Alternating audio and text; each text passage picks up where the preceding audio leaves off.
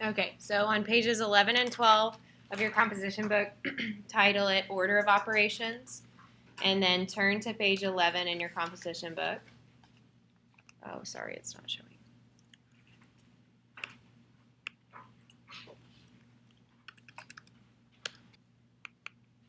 Turn to page 11 in your composition book. And the title is 1-6, which is Order of Operations.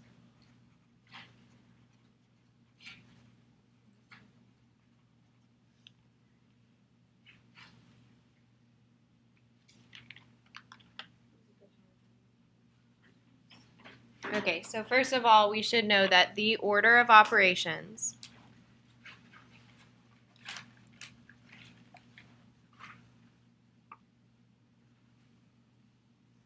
tells you which operation to perform first in an expression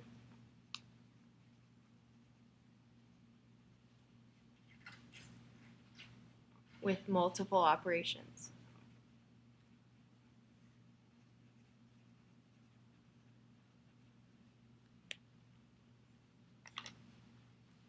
So just like I told you when we started section 1-2 and 1-3, adding, subtracting, multiplying, and dividing real numbers, this is review, but it is still extremely important. If you don't have a good understanding of the order of operations, it's very, very difficult to evaluate expressions accurately. So this is a really important skill to have. We will use this all year long, which is why we're taking the time to go over it. So I just passed out this handout. When you cut it out, you need to cut out around this rectangle like this. You do not need this section that says order of operations. So you just want to cut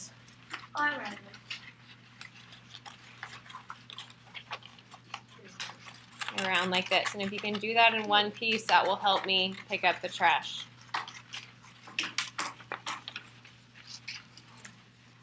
So it should look like that.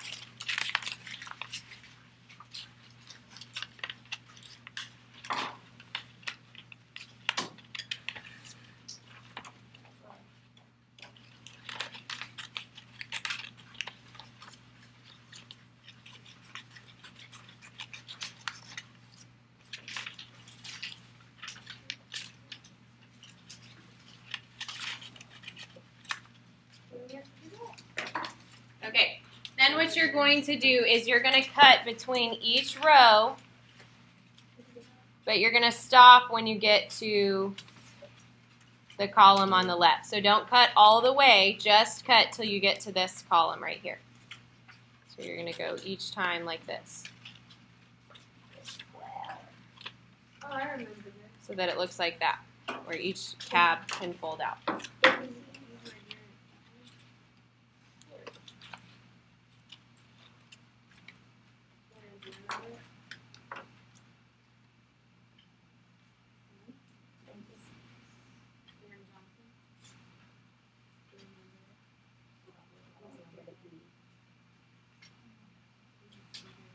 Multiplication, division, Memorizing class. addition. Okay, now what you're going to do is you're going to glue it in. So you're only going to put glue on the row with no cuts in it. Put just a very, very small amount of glue, and you may want to use your finger to spread that glue out. Then you're going to glue it into the center of page 11.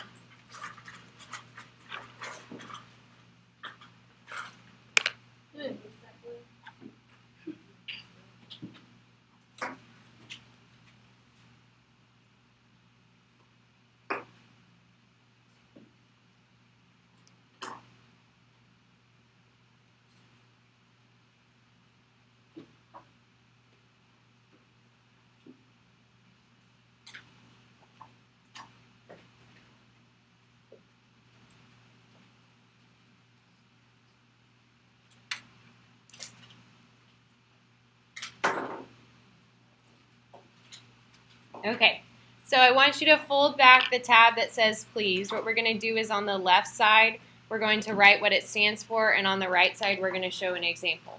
Okay, so what does the acronym, what does the word please stand for in, please excuse my dear Aunt Sal? Parentheses, okay.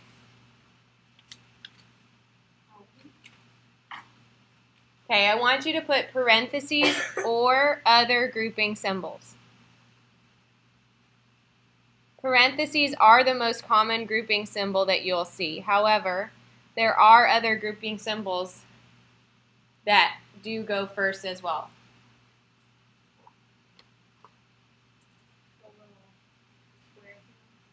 Yes, like the brackets. Brackets or square root signs, fraction bars, or absolute value bars.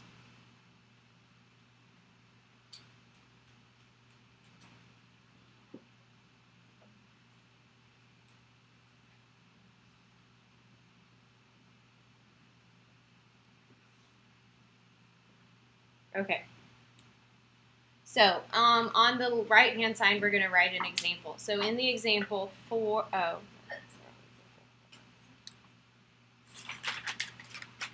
in the example, -4 squared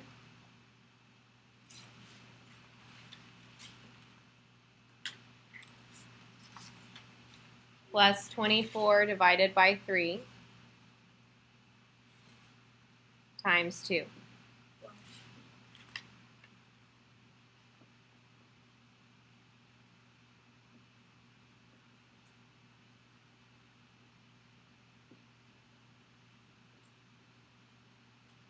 Okay, so knowing that parentheses are supposed to go first, what operation would we do?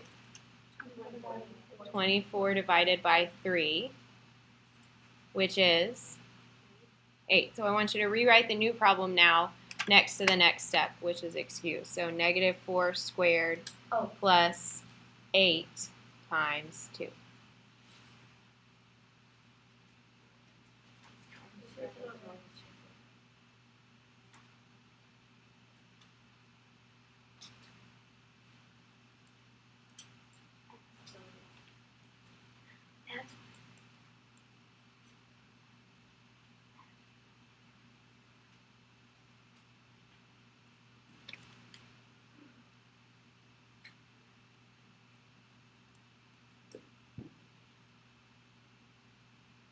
Okay, so the E for an excuse stands for what?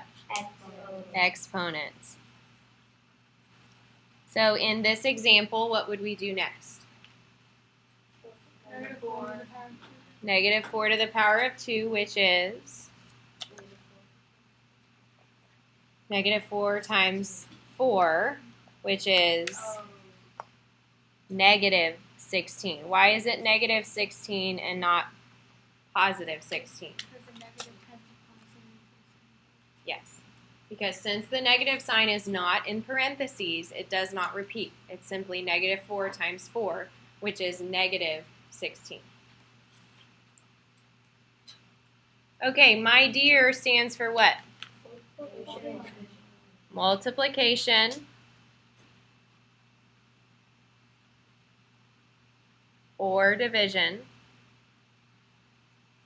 How do we know whether to do multiplication or division? Left to right. Yes, from left to right.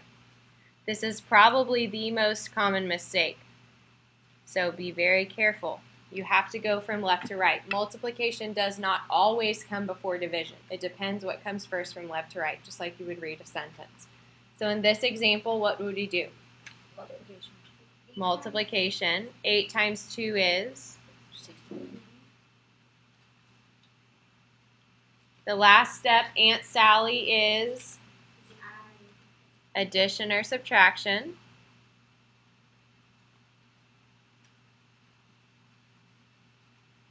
And again, how do we know which one to do first?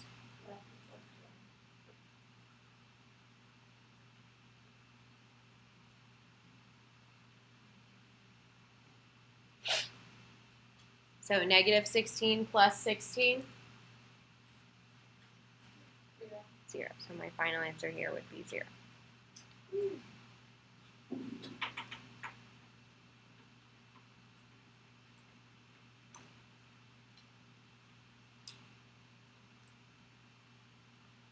When you're done with that, you can close the tabs and turn over to page 12.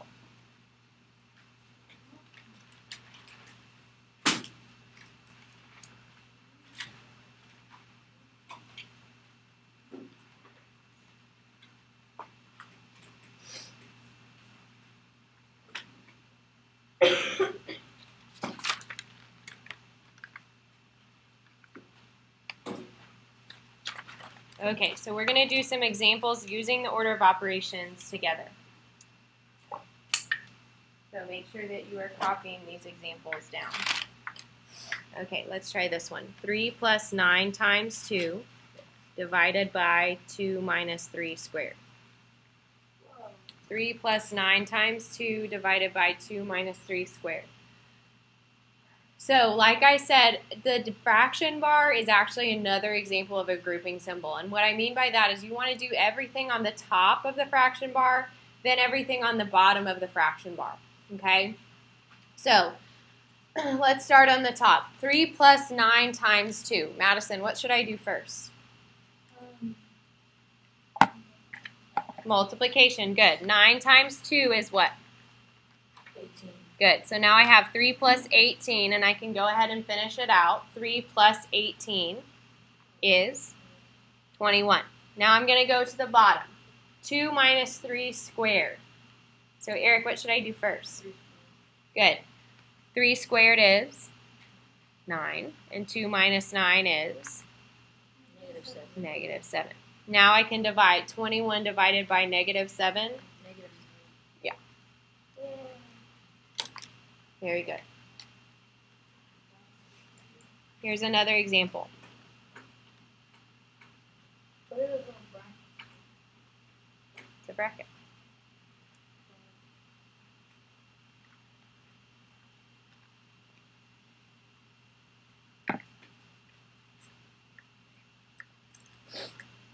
That's -6. Okay, so here's an example where I see two sets of grouping symbols. I see brackets, and then I also see parentheses, okay? So you're going to start inside the brackets, and inside the brackets you're going to follow the order of operations. So there's another set of parentheses, so that's what I'm going to do first. So what's -6 times 4? -24.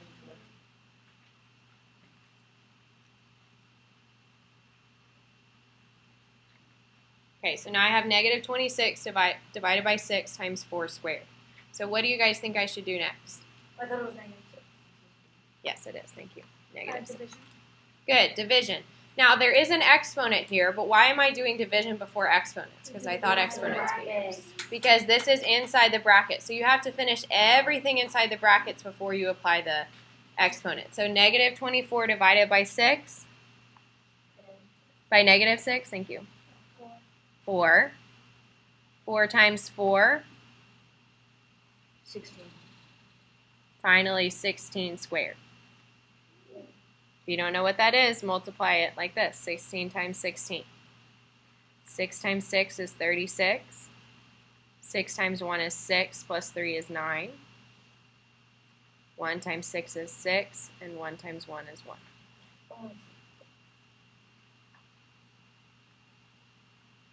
So, solution is 256.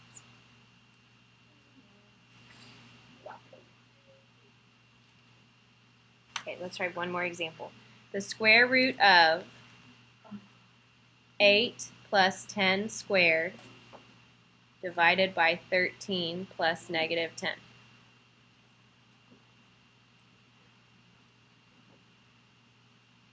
So again, this is an example where I see two different grouping symbols. I see a square root, and I see a fraction bar. So we're going to start inside the first grouping symbol with this fraction, and then I'm going to do the top of the fraction first, then the bottom, okay? So on the top, 8 plus 10 squared. Trey, what do you think I should do first? The square and 10. which is 100, good. And 8 plus 100 is 108. Now I'm going to do the bottom. 13 plus negative 10, there's only one thing to do, so go ahead and do it. 13 plus negative 10 is 3. So don't forget, the square root sign is still there. This is the square root of 108 divided by 3. 108 divided by 3 is what? If you don't know, set up a division sign. 108 divided by 3. So how many times does 3 go into 10? 3. How many times does 3 go into 18? 6. So 108 divided by 3? 36. And then finally the square root of 36 is 6. Okay, we're going to do 3 practice problems in class before you start your homework. So I want you to turn to page 43 of your textbook, and I want you to do numbers 7, 12, and 16. When you're finished with those, raise your hand so that I can check them, and then you can get started on your homework, which is on the board. Do you want us to do them in our notebook? If you have space on page 12, you can do them in your notebook. If you're out of space, do not go on to page 13. Just use a scratch piece of paper. Okay?